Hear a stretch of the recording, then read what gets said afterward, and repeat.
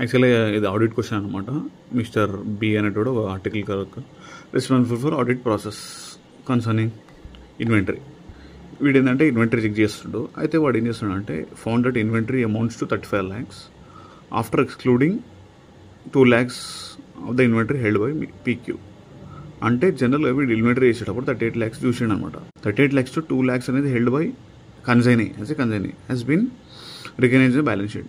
ఎట్లా ఈ సిచ్యువేషన్లో అబ్జర్వేషన్ ఏం చేస్తావు, అది దేంది, ఇది which as in relation to, అది అకరెన్సా, completeness, rights and obligations, మెజర్మెంటా?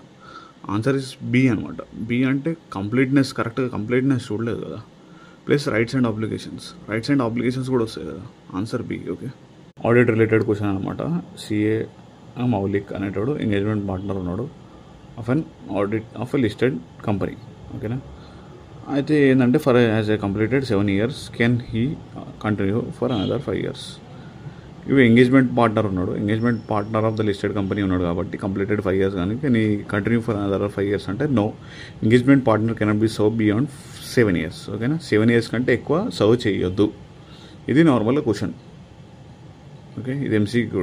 Okay, during the audit ఏమైందంటే large company remote warehouse ఉంది, ఫిజికల్ కౌంట్ అనేది ఛాలెంజింగ్ ఉంది అనమాట. ఆడిట్ టీమ్ ఏం చేసిందంటే టెక్నాలజీ అడాప్ట్ చేసింది, వెరిఫికేషన్ వితౌట్ ఫిజికల్లీ ప్రజెంట్ చేయకుండా. Which type of the technology అంటే డ్రోన్ టెక్నాలజీ అనే వల్ల నీకు ఈజీ ఫిజికల్ వెరిఫికేషన్ అయిపోతుంది. ఓకే, వీడు ఏమంటుండంటే during the audit of the Gold Limited financial year 21-22 VBN associates discount 2 crores అయితే ఎంప్లాయ్ పర్ ఉంటుంది. జనరల్ అయితే లెస్ దెన్ 1 year ఉంటుంది, మోర్ దెన్ 1 year ఉంటుంది. లెస్ దెన్ 1 year అయితే విత్ ఇన్ ద మేనేజ్మెంట్కి రిపోర్ట్ చేస్తావు, మోర్ దెన్ 1 year అయితే గవర్నమెంట్కి రిపోర్ట్ చేస్తావు. ఇప్పుడు ఈ కేసులు ఏం చేస్తావు, సెంట్రల్ గవర్నమెంట్కి ఈ కేసులు ఏం చేస్తావు, రిపోర్ట్గా సెంట్రల్ గవర్నమెంట్ రిపోర్ట్ చేస్తావు. ఓకే, ఆడిట్ రిపోర్ట్లో కూడా స్పెసిఫై చేస్తావు. ఓకేనా. చూస్తే 143(12) ప్రకారం ఈ కంపెనీస్ యాక్ట్ అనేది అదే సెంట్రల్ గవర్నమెంట్ ప్రిపోర్ చేయాలి మోర్ దెన్ 1 year ఉంటే.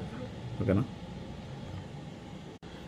మిస్టర్ డి ఉన్నాడు, ప్రాక్టీసింగ్ సి ఉన్నాడు. Issued 2 checks for repayment of it personal loan. Even though personal loan ఉన్నా కానీ బిజినెస్ లోన్ కాకపోయినా కానీ both return due to the insufficient balance. Even though personal loan ఉన్నా కానీ insufficient balance ఉంటే distribute to the institute అవుతుంది కాబట్టి first షెడ్యూల్లో ఏ క్లాజ్ వస్తుంది, అంటే క్లాస్ 2 Part 4 ఫస్ట్ షెడ్యూల్ వస్తుంది. ఓకేనా. Chartered accountant act 241. ఓకేనా. ఇది ఇంపార్టెంట్ కూడా. ఇది గ్రూప్ ఆడిట్ రిలేటెడ్ క్వశ్చన్ అనమాట. సూపర్ ఉంటుంది, బాగుంటుంది. పీకేఆర్ లిమిటెడ్ అనేది లిస్టెడ్ కంపెనీ ఉంది. ఇది acquired 53% shares of subsidiary on 1st March 2021, sold 15th October 2021. అంటే 15th March కొని ఇయర్ ఎండ్కి నెక్స్ట్ ఇయర్కి అమ్ముకుంది.